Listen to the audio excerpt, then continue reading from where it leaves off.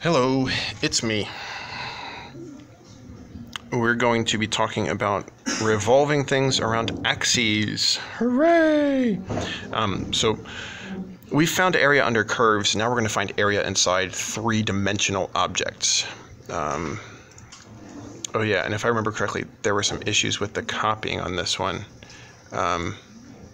So let me just make sure I've got the notes up on my computer so that we can handle it. But before we do that, the basic idea is like we're taking some kind of sliver and we're going to be rotating it around an axis. So if we were to do that, and if you can use your imagination, picture some kind of block getting rotated around, and it's going to make some kind of coaster-looking thing, like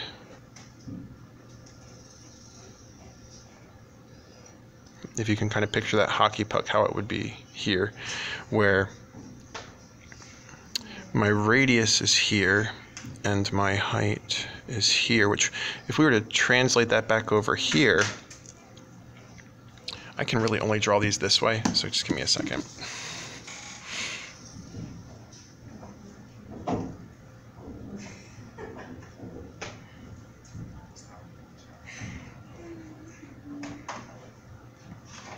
All right, so basically it's looking like this, where this is my radius and this is my height. But the thing is, my radius is going to be it's going to be determined by my the height of my function. So it turns out radius is going to be equal to f of x in this situation, and height is going to be equal to delta x. And the way that we're going to be able to handle this, well, the volume of a cylinder is equal to pi r squared h. So the way we're going to handle delta x is with an integral, because essentially we're going to be taking an infinite number of infinitely skinny disks and stacking them up on top of each other, and that's how we're going to find our volume of this. Which for a cylinder of uniform radius, that's annoying. Like, why would I do that? Why don't I just take the volume of the cylinder? But for a cylinder that changes like this, if you can picture this shape here, this shape, it's not going to be uniform. It's going to kind of grow, kind of looks like a loaf of bread, or the nose cone of a fighter jet or something. So we're going to have some issues using this formula.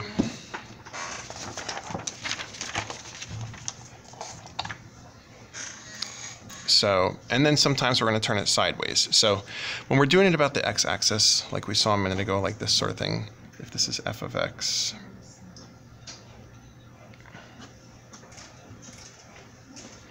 well then, since volume is equal to pi r squared h, and h is this right in here, then all we have to do is say volume is equal to, pi is a number, so I'm just going to leave it up front, radius squared, that's f of x, h, that's the integral from a to b. So we say from a to b, it's the function squared. That's pi r squared h. Which always feels like cheating to me, because I'm just like, oh, I just slapped an integral on it and it's fine. And yeah, basically. So similarly, if we're dealing with this sideways, I need to change everything into y's. So I'm going to need to use y's for everything. So we would say from C to D, and we're going to integrate this way. And our height is no longer going to be f of x, it's going to be f of y.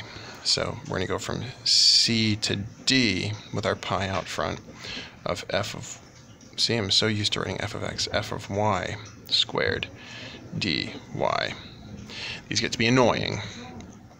So, oh, that was supposed to go down here. Whatever, it's the same thing. All right, so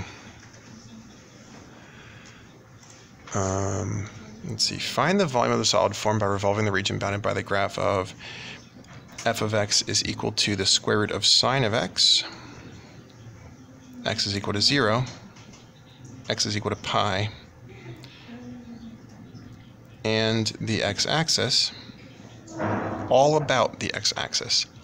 So let's draw those lines really quick. X equals 0. So x equals 0. We got a vertical, boom. X equals pi, boom. Square root of sine of x, well, that obviously looks like,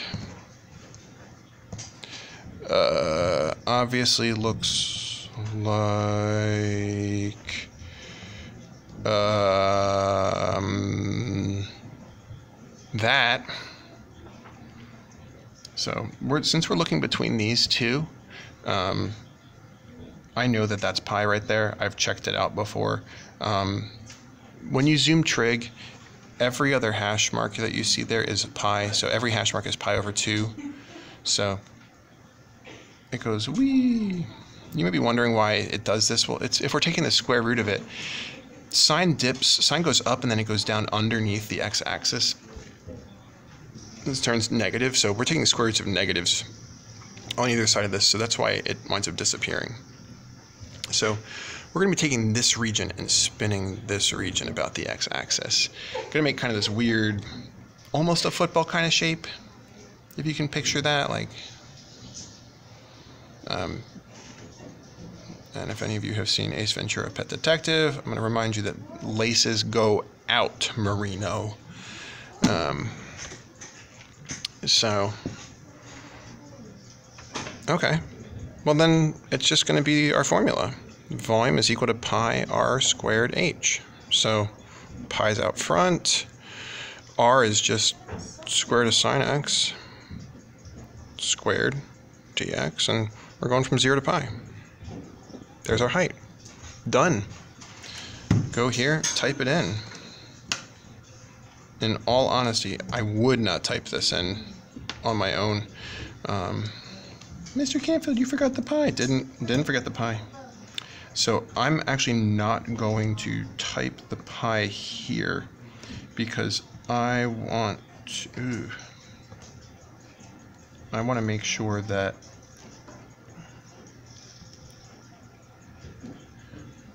that's been kind of a bear to type in, but I'm going to find out what this is. Okay, so I got 2 and then tack the pi on. So I got 2 pi. So the volume is equal to 2 pi exactly. Now this is not the best way to do this. Instead, you know that the square root squared is just gone. So let's instead do from 0 to pi. And instead of having to say sine x squared, just say square root squared. Like, just do that. Just do sine x, since they canceled out. You get the same thing. It's a lot less typing. So usually we want to use our brains a little bit before we jump to the calculator to get some helpful stuff. So, all right, the next one. We've got f of x is equal to the square root of x plus 1. Then x is equal to 1, x is equal to 4. And the x-axis. Oh, I forgot to color in the x-axis last time. Remember, x-axis goes this way. So, then x equals 1, x equals 4, and then this one I actually do know. Square root of x is like that's kind of like a swoop that goes that way. It's like half a parabola, and the plus one moves it 1 to the left. So I actually already know that it's going to look like that. So we're going to be looking at this region here. So if you can think about what that might look like.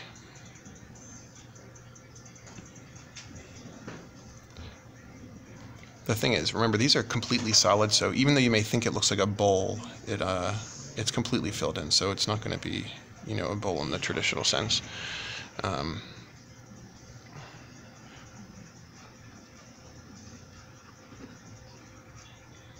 This is completely unnecessary drawing that. Okay.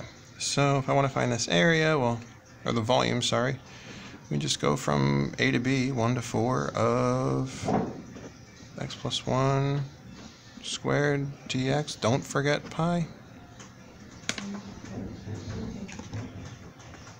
You saw the way I threw my pen. I'm definitely being overconfident right now. And as we talked about in class the other day, it's really important to let your confidence take a hit every now and then in calculus, because you never want to be so confident that you think you're the best, because that's when we screw up. So 10.5 pi. We had this conversation in class. Remember, 10.5 is a fraction. It's 21 over 2. So you could also say 21 over 2 pi. I mean 21 over 2 times pi. Or the way you would see this on a multiple choice test would be 21 pi over 2. Remember that all three of these are the exact same number. So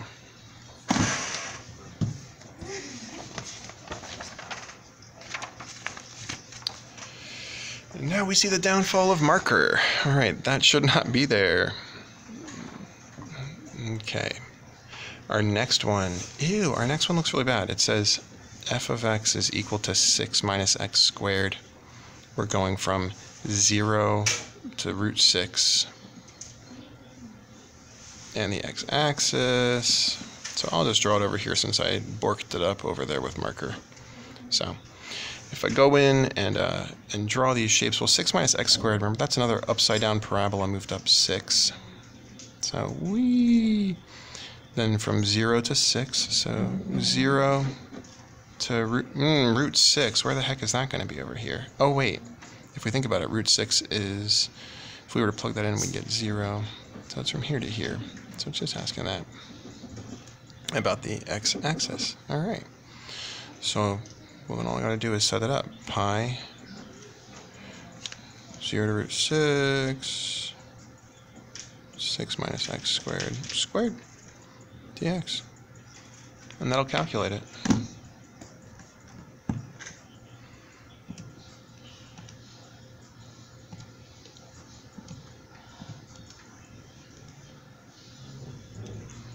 Just be careful, as usual. 6 minus x squared, then close it off, then put the squared dx. It's easy to make typos on these things. Alright, looking like it's not going to be very nice. I'm going to double check. Yeah, my calculator can't turn that into a fraction, so... okay, I am going to show you a trick of the trade right now. If there's a square root in here, if I push squared, then try to turn this into a fraction. Wait a minute.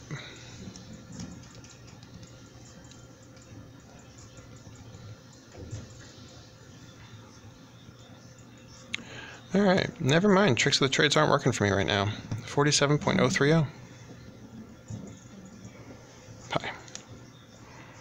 And if you don't see the pi as one of the answers, then you just, grab this number, drop the pi on there. 147.7497404. Or 750 would also work. All right. Next example.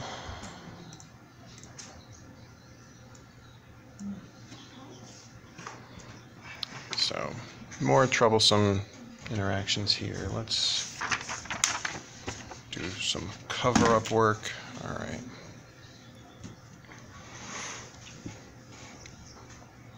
So this one says f of x is equal to x to the 2/3.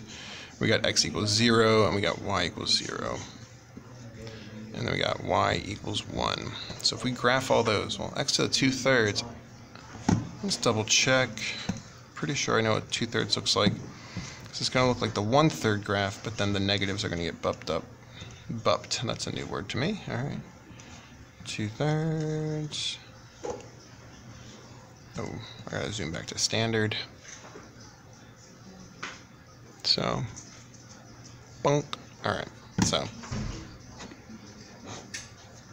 we got this kind of shape. We got x equals 0. We got y equals 0.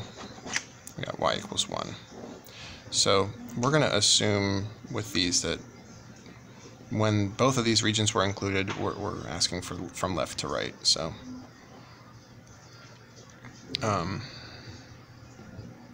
And this time it's going about the y-axis, though. That's going to be a pain. So, since we're going about the y-axis, we got to go from low to high. It looks like the low point is 0.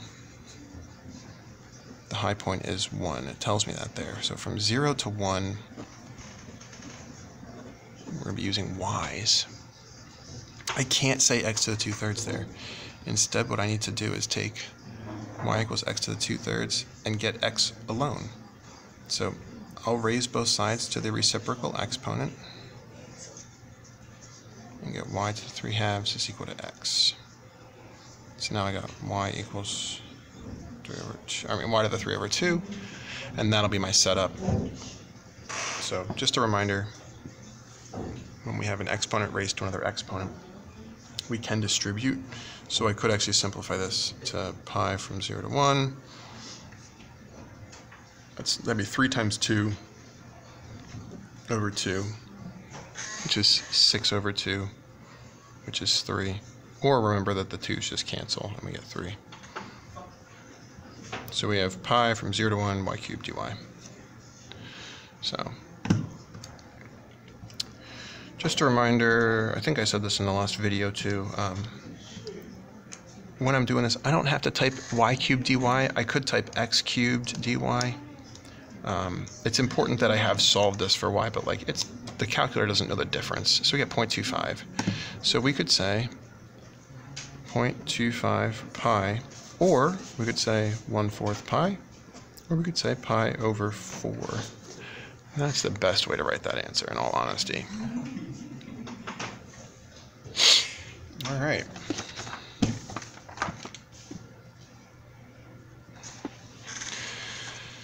So there'll be a follow-up video where I'll do the rest of this packet. Have a good one.